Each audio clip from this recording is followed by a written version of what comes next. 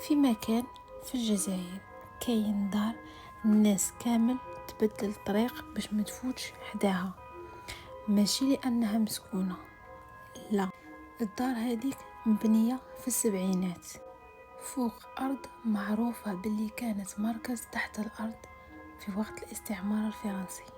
كانوا يعذبوهم ويقتلوهم ويدفنهم تما دفن جماعي. الارض منساتش واش فات عليها. الشرطة سجلت رسميا المكان غير صالح للسكن، بصح الغريب ماشي في التقرير، الغريب كل واحد يفوت من تما في الليل يسمع عياط، يسمع ضحك، يحس بهوا بارد.